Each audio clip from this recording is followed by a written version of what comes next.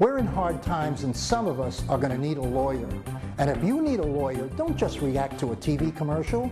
Get a copy of the Lawyers Consumer Directory, which is available absolutely free of charge at any 7-Eleven store throughout Central Florida. The Lawyers Consumer Directory is going to give you real hardcore knowledge on how to hire a lawyer and a lot of information on issues like bankruptcy, foreclosure, and more. Get the Lawyers Consumer Directory. It's absolutely free of charge. Hi, I'm Danny Ramos, and welcome to this week's edition of Hispanic Speak Out TV, brought to you for the past 13 years on Bright House Cable. We are sponsored by Bright House Cable, and this is an educational forum. We tape at IADT, Institute of Technology. It's done in the school, and then the tape is delivered to Bright House every week. This is an educational program. We talk about issues that are pertinent to the Hispanic community and the community at large in Central Florida. I'm here with my co-host, Jose Miranda, and Glenda Chauncey, who hasn't been here for a couple of weeks. How are you? Good, thank you. Good. What do you want to talk about? Yeah, it's good to be back. Oh, they cut right to me. Yeah, no, we want to jump into a couple of things. What's besides, I had some questions for you, and you answered them off camera. I have not heard on Fox News at all about, you know, the attack is always how the website doesn't work, but how did they arrive at picking the company who did this website? I mean, obviously the company... Explain to the viewers what website you're talking about. We're talking about the Obamacare website, which has faltered tremendously and it's providing the services. Actually, it's doing a lot better now. Well, it's always doing, every week it does better, you know? I mean, it'd be terrible if it wasn't doing better. Well, what have you heard? I mean, obviously, do you know where it was originated? I know it was originated in Canada. I know that right now they've had about 300,000 sign-ups and they're 3 million behind their target. I know that the website has the capacity to accept applications, but they don't know if those applications have actually been forwarded to insurance companies and have been accepted by insurance companies. It's kind of in the middle somewhere. Yeah, it's kind of in the middle somewhere. Right. Nobody knows that part of it. They don't. So people are now saying that it's December, come January 1st, people think that they're covered, but they may not be covered because there's no confirmation process that they have received payment. Yeah. Well, you know what because the website doesn't have... It reminds me of the modification. It's no different. You know, they come up with this great program, this great way to save homes and you know, make sure people don't go into foreclosure and so on and so forth. And we had the largest fallout in homes in the history of our country the last 5 years. So does this really surprise you?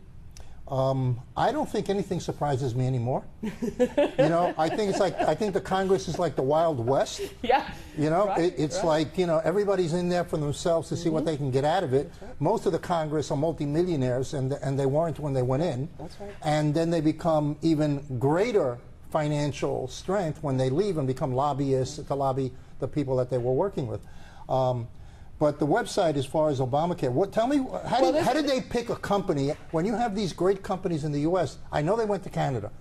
How did they go to Canada? Because nobody's talking about that. Well, the understanding that I had, and of course this, when it first came out and it was pretty much out there. Now, I don't go on Fox and the kind of channels you watch. I mean, there's a lot of good internet sources out there, but you got to make sure they're good internet sources because there's some bad ones out there as well.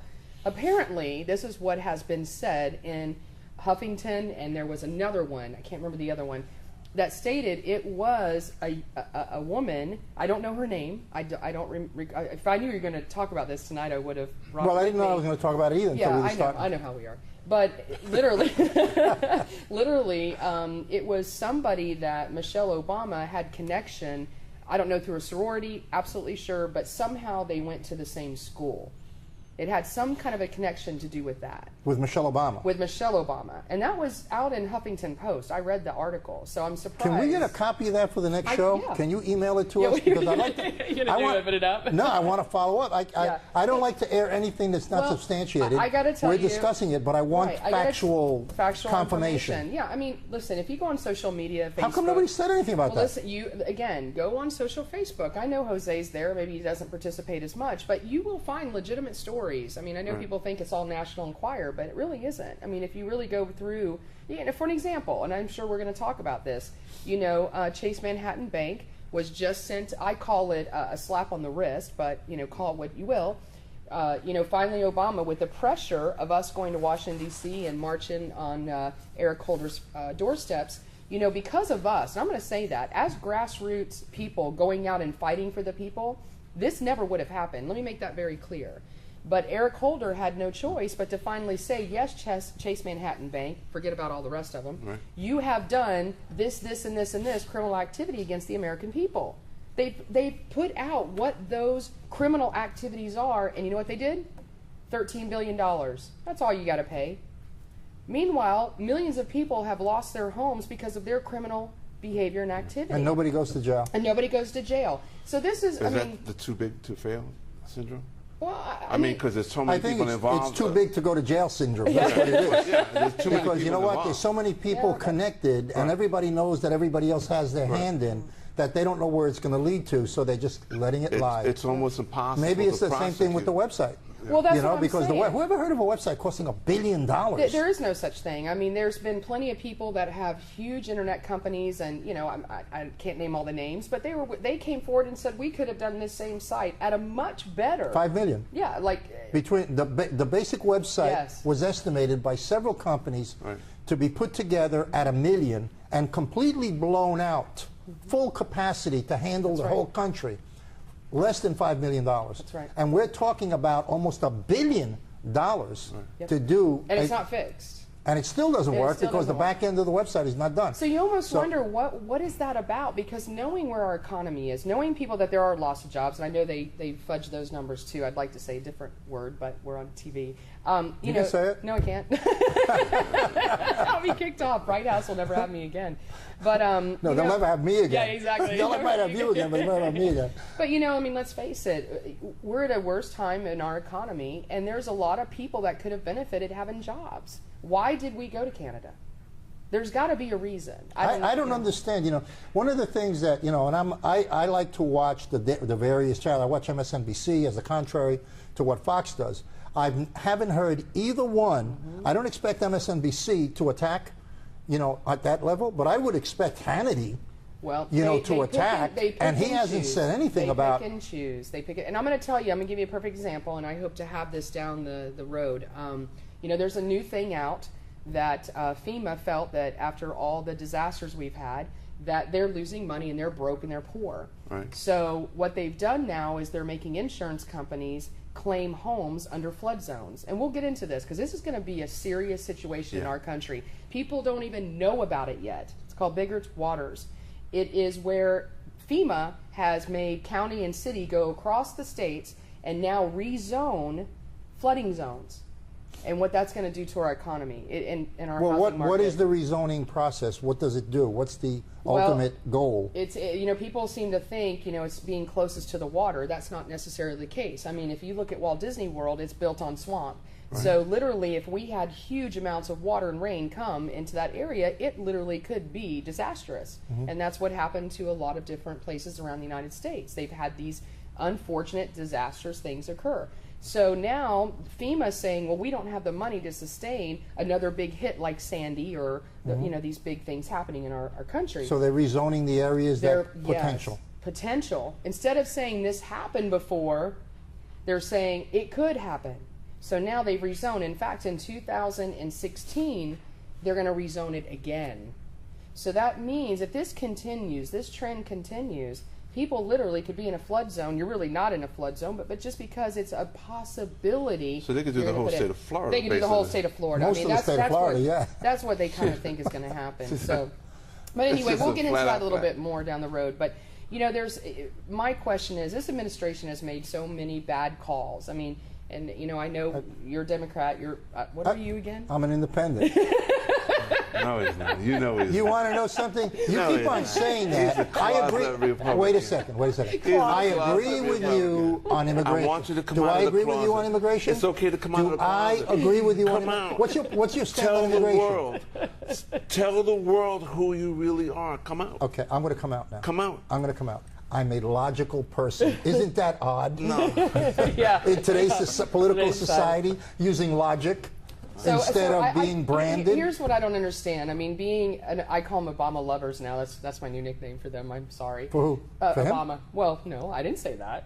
Don't put me in that position. But it's like, you know, people literally put this man on some kind of rock star status. I'm over it. I mean, how many more discretion? How many more things can this man do, in my opinion, to not be the worst president of the United States. I'm starting to believe that he has become the worst president of the United States. And that's how I feel. And history won't view him that way. Well, however, we got to wait for history. That's where I do a logic thing. A little bit more time to go, right? This is when I say logic versus the Democrat. Are you coming out of the closet? Yes. Are you coming out of the closet? This is the Republican Instead of speaking. saying that's not what history is going to say, why don't we wait for history to say it? Thank you. Spoken like a true Republican. Instead of predetermination. Spoken like a true Republican. Yeah, let's let the cards fall where they may. I'm in the middle. I'm going to tell you, history's already They may fall on behalf of Obama, or they may fall against Obama. Because all the new people in this administration, and sometimes this president's hands off and letting these guys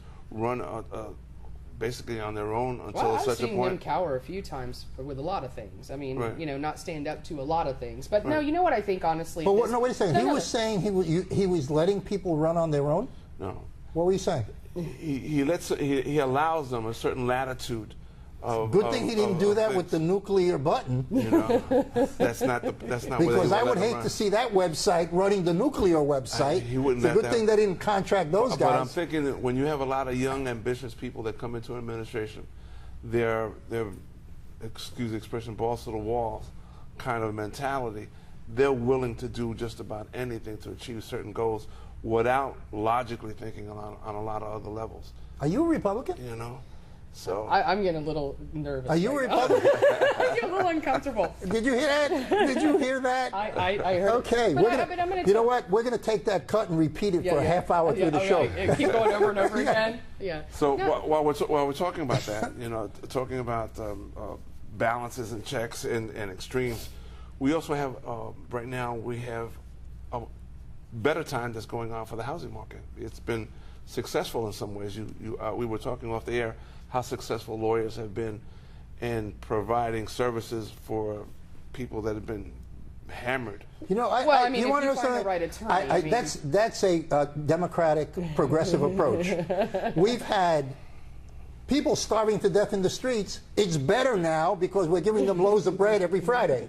You know. We've had a conversation. You told me it's been successful. Yeah. Well, I mean, if you're with somebody challenges. and I appreciate that because I know he's probably giving me a little kudos here for a moment. But as long as you're with someone who understands exactly what you're dealing with, the devil themselves, that's what I call them. Okay. But there's a lot of people that don't know the nuances. There's a lot of people that don't understand the way that these banks approve or not approve you. So you have to find the right expertise of people that know what they're doing. Right. Because if you don't, I will. But that's with everything. That's everything in life. Everything. It's true. That is true. But it just shouldn't be that way. And let me just say one more thing, and I promise I won't say anything about Chase Manhattan Bank, which I don't like.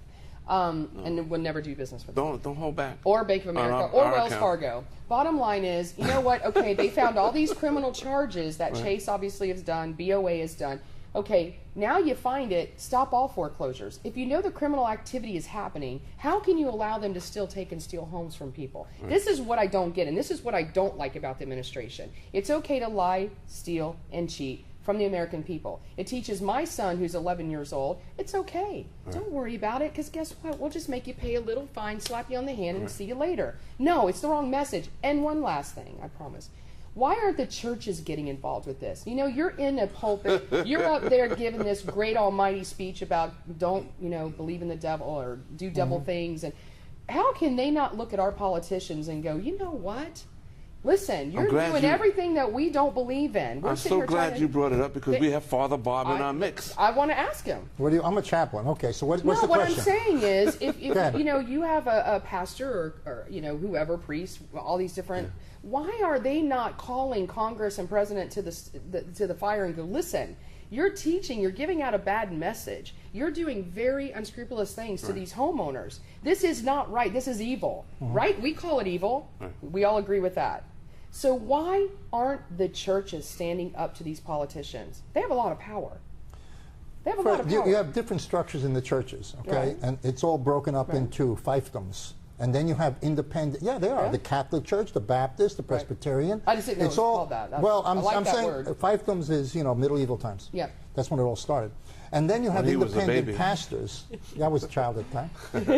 And then you have the independent pastors. The weakest group out of all of them are the independent pastors because they don't have group strength. But The church system is very sensitive to politics because they do have to file taxes. Right. And under the situation Nonprofit. that's been going on right now with the IRS and funding, okay, Yeah. it's very, very delicate. So you walk a Also, fine line. the church is always, pastors, priests, they deal with the spiritual well-being of people. Mm-hmm. They don't necessarily deal with the physical well-being of people. Mm-hmm. That's the basic difference between a chaplain But you know, and a these churches pastor. are suffering. They're suffering. They've got people coming in, no homes, nowhere to go. Well, So, that's, you know what I mean? that's where they will meet it there. Right. But they're not going to meet it in the Congress. Yeah. See? We got about And a then minute left. you get all the big pastors, the big guys who are really recognized. Right. Most of them are ultra conservatives, okay? Right. And they're in the business of money. Right. They are in the business of I money. think they should see the working of evil and stop it. Well, Tell us how we reach you to help get some help. Actually, yeah, 407-738. Did we run out of time already? Yeah, it's that time. Yeah, that's what happens when I come on the show. listen, I want to thank Marivette Gonzalez for my tie. She gave me this tie, you know, that I'm wearing. Marivette Gonzalez is the attorney who usually comes on the air with us. She's a family attorney. Okay, thanks, Marivette. Thanks for the tie. It's a gift. Okay. Yep, and Glenda at 407-738-9889. Just call me directly on my cell phone if anybody needs help. Okay. Listen, we've run out of time. Stand by. We're going to take a little break, and we're going to be talking to Nan Rich, who is running for governor in the state of Florida, and also an artist who is a social commentator as an artist. Stand by, and we'll be back in a minute. Are you proud to be Hispanic? Hispanics in Florida now have the first Hispanic car license plate in the United States. Be a proud Hispanic. Put the Hispanic plate on your car. I want to be a doctor. I want to be a scientist. I want to be an engineer. I want to be a police officer. I want to be a professional dancer. By getting the Hispanic plate for your car, You will support scholarships and community programs. The Hispanic plate is available at any Department of Motor Vehicle office. Call now at 321-277-0850 or visit HispanicAchievers.org. Hi, I'm Jose Miranda. Welcome back to Hispanic Speak Out. As you know, we're always scouring for new items in the neighborhood, new artists, people who write and stuff like that. Tonight we're being joined by Herman Lemos, who is an activist painter, which is something very new and unique to me. Anyway, welcome. How are you, man? Very good, very good. Yeah. So, what is an activist painter? I think it's somebody that can articulate some ideas through their artwork. Somebody that can actually say something through visual arts, Right. like two-dimensional paintings. So I see that we have a couple of your paintings in the background. How long have you been doing this? I've actually been painting since I was 16 years old. Okay. I originally did not want to be an artist. I wanted to be an engineer, actually. And I kind of got thrown into the mix of painting, kind of like by accident. Okay. Yeah. So, you hear about artists like Mozart or Van Gogh and stuff, where they were very much in pain, and to the point where you cut your ear off. Are you getting ready to do any of these kind of? No, but the pain, I know what you mean. But the pain usually, I think for me, definitely comes from hearing what is going on in Central America and I guess the oppression from poverty. Okay. You know that some of the people that are in Honduras, Salvador, and just poor places anywhere in the world. To be honest with you, Where are you from? I'm originally from Central America, Honduras. Okay. Yeah. So you've had a political thing growing up most of your life. Yes, definitely. My parents went through all the civil wars and everything that happened. Right. I mean, all my family is in Honduras. Okay. So I'm second generation Honduran that has migrated into America. All right. Yeah. We have a couple of your paintings here. We have one here that you said is about immigration. Please explain to me. We have a gun in the corner. We have some lighting. I believe that's barbed wire fence. Yes. Fingerprinting. We have a Statue of Liberty for liberty. That's right. Okay. We have, I believe, a migrant on the bottom who is hiding. Yeah, it could be. Okay. A lot of people confuse him with actually Albert Einstein, because Okay. everybody during that time had a thick mustache. Okay. That's what it is. But the point of him is being an old man shaping into the tree is mainly symbolic onto how migration here in America has been going on for ages. So it's just fairly new on how much control they want to have on the borders. and also with the people that actually cross over the borders. You know, a lot of these people are actually just looking for jobs, a better life. Right. So they have to work. And in many instances, they really find themselves in a really tough position because they work for cheaper wages. Right. So you feel the pain of the current immigrants. Definitely. Right. I mean, Yes. because America has always been a land of immigrants and Always. changes in building and stuff like that. And we have another one here, Mickey Mouse with a cannon, basically here. Yeah. What is that about? Well, you know, I'm a veteran. I was in the military for 3 years. Okay. And I got some friends that that are still in the military. They're right now in Afghanistan. Okay. And I lost right now two friends of mine that were very endearing, close friends of mine, Right. veterans. And Mickey Mouse with the cannon, it's kind of like symbolic on how America was almost like promoting what is going on today in warfare. Okay. You know, it's funny that this Mickey Mouse has an actual a uniform. He's Yes, I wearing see that. a cadet uniform. Right. And he's pushing a tank, a Sonoco tank. And this is from the 1940s. This is a vintage Mickey Mouse design. Okay. So it's just funny how they were promoting it towards kids. Okay. And to me, it's just a little weird, A little weird. a little uneasy. Yeah. Tell us how people can reach you, and Yeah. I'm assuming most of your paintings are for sale, right? Always, yeah. I'm always accessible at the art studio that Okay. I am in downtown Orlando, and you know, you can find me on the internet as well. It's hermanlemus.com, and I got some blogs out there, glimas.wordpress.com. So Okay. yeah. Just do it a little slower for the cameras there. Yeah, it's hermanlemus.com or glimas.wordpress.com. You can find me in either one of those places. Is there a phone number to your studio? Yes, it's 407-252-8604. Yeah. All right. Are these very expensive to have? Or?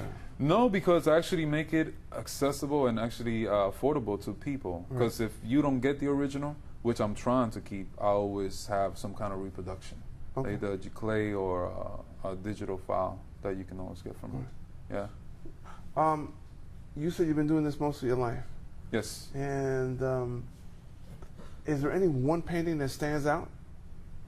Yes. There's a painting that I did when I was actually 16 years old, which is my first painting. Okay.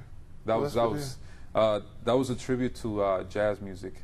You Okay. know, I love Louis Armstrong and Duke Ellington and stuff. We got to wrap it up, but Yeah, yeah. I want to thank you so much for taking the time out Great. to Thank join you, man. us I really and appreciate exposing yourself to the rest of us. you. Awesome. I'm Jose Miranda. Stay tuned for our next segment. Thank you. Appreciate it. Hi, I'm Danny Ramos, and I'm here with my co-host Jose Miranda, and we're interviewing Nan Rich, a former state senator who is running for governor of the great state of Florida. Let's start off. Jose, you want to take the first question for this segment? Sure, not a problem.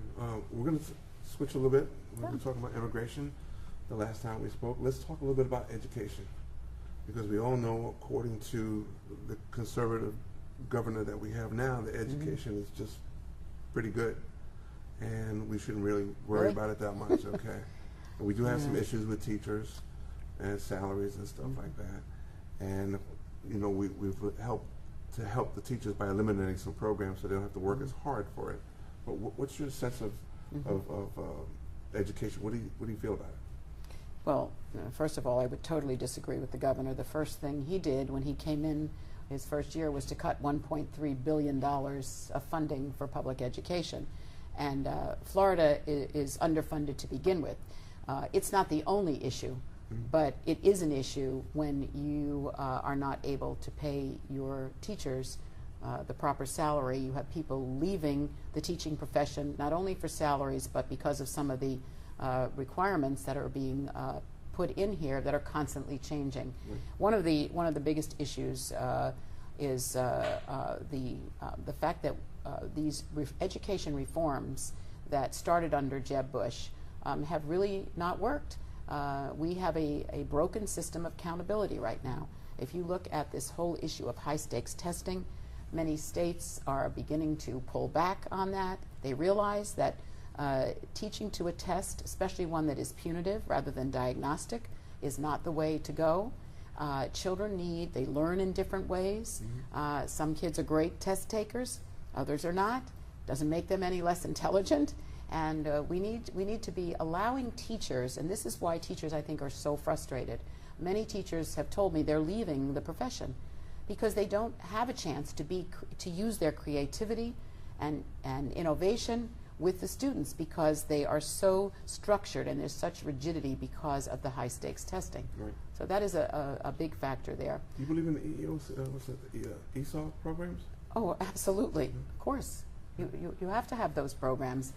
I've had a question posed to me, and I'll pose it to you, is that we inhibit the children because we're catering to them and not allowing them to learn English. What would be your statement to that? We inhibit them? We inhibit them by not teaching in English and teaching in the language of their choice. That we are inhibiting but they need them. You need to teach in the language that they know when they come to school, when they first come to school, because otherwise they would fall farther and farther behind. That is a serious problem. So I'm all for. I mean, every child, I believe, needs to learn English, but you know there is a path here.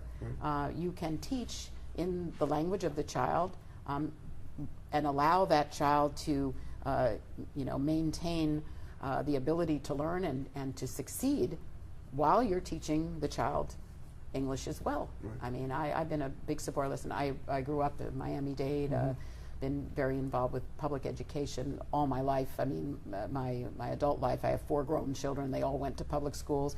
Miami-Dade had huge numbers, if you recall, in the 60s and beyond of students coming in, and we had excellent ESOL programs. And we still do to this day in many places in this state. And again, you want to make sure that a child is not going to drop out of school and fail, because they don't understand the language. I'm sorry, Nan, we ran out of time again on this segment, so we're going to tune in next week. I know. Tune in next week and for another topic that we'll be talking to Nan Rich, who is a candidate for governor in the state of Florida. We'll see you next week.